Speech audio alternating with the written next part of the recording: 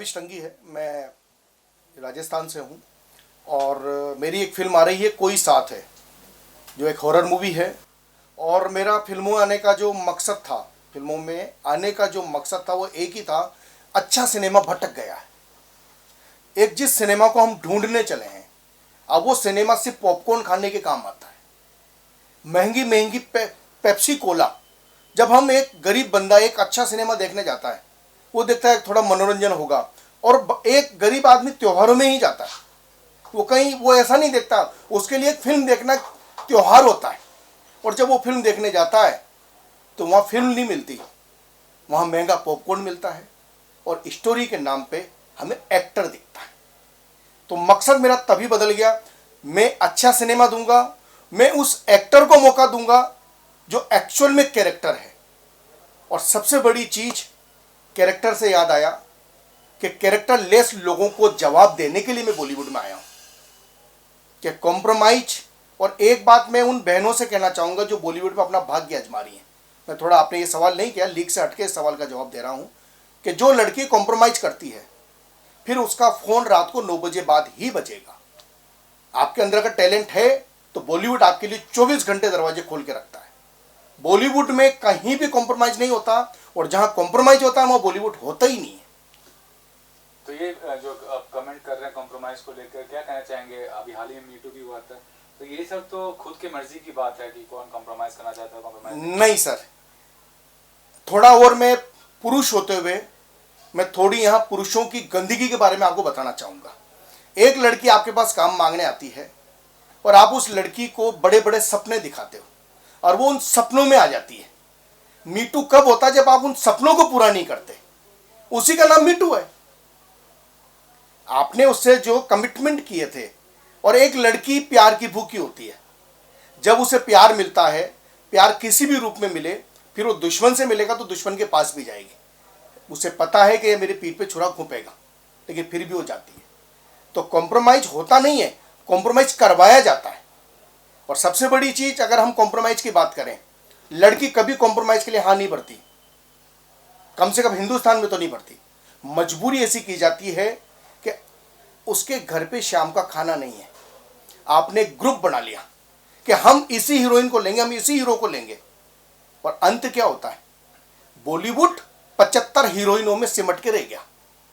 जबकि मुंबई में, शायद आपको ध्यान होगा, 5.5 लाख स्ट्रगलर आज भी आराम नगर और बाकी सब जगह घूम रहे हैं। उनसे बेहतर काम, परफेक्ट काम वो आराम नगर के स्ट्रगलर आपको दे सकते हैं। मैं उसी सिनेमा को जिंदा करने आया हूं।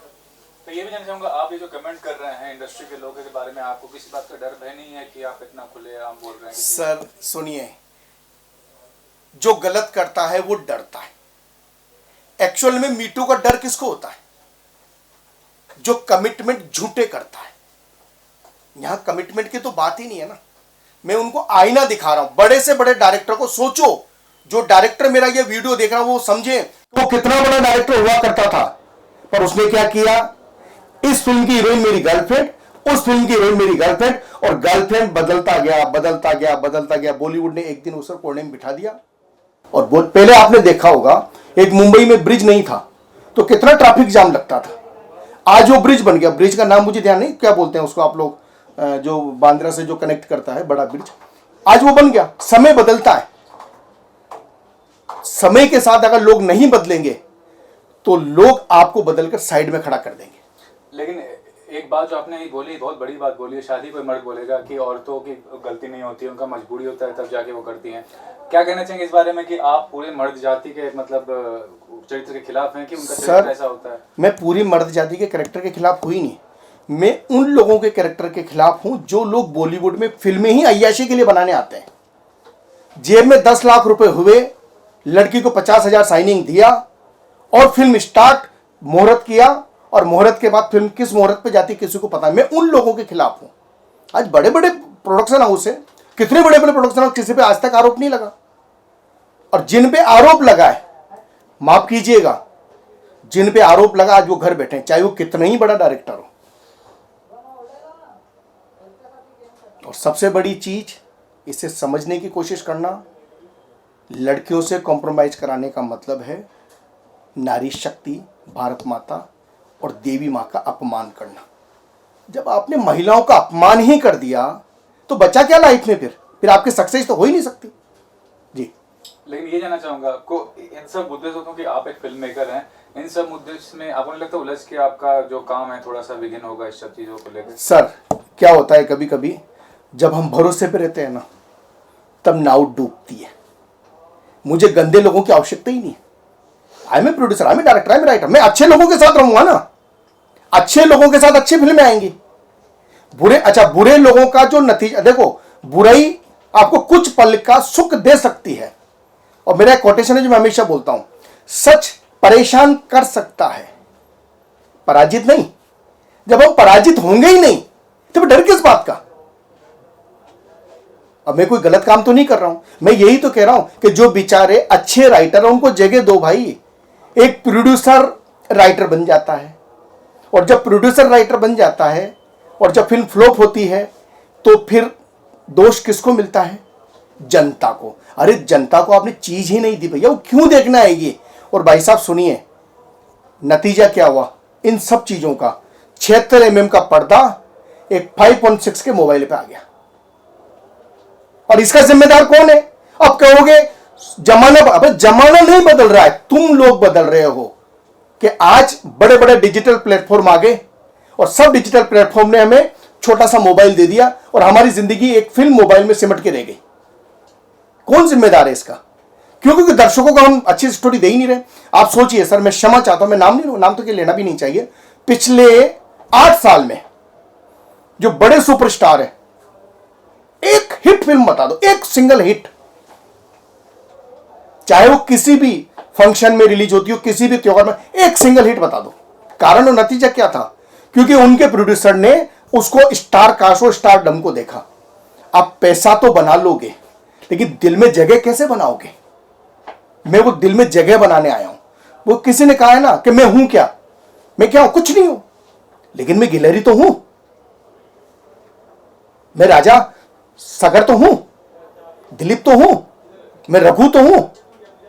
गंगा कौन उतारेगा किसको पता? अरे भाई मैंने 100 मीटर की सफाई कर दी, मेरी वो कामयाबी तो है।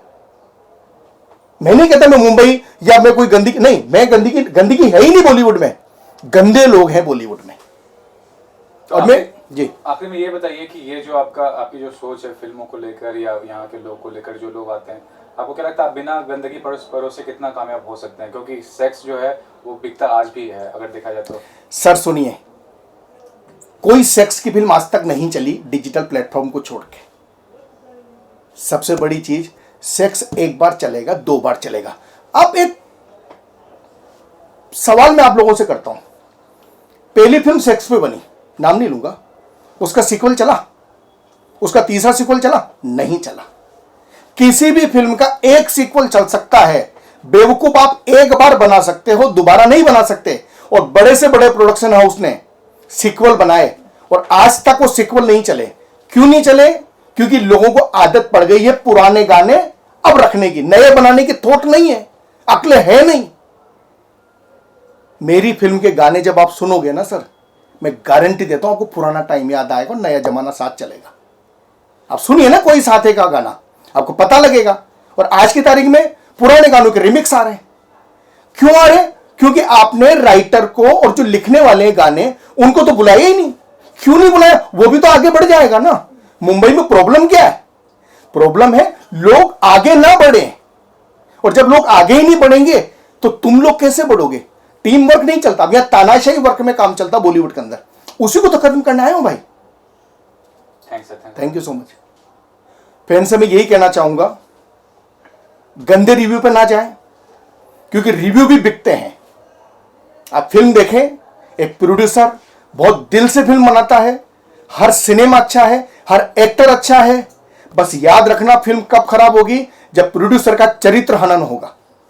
अगर आपको लगता है कि प्रोड्यूसर सही नहीं है तो वो फिल्म किसी भी कंडीशन में सही नहीं होगी।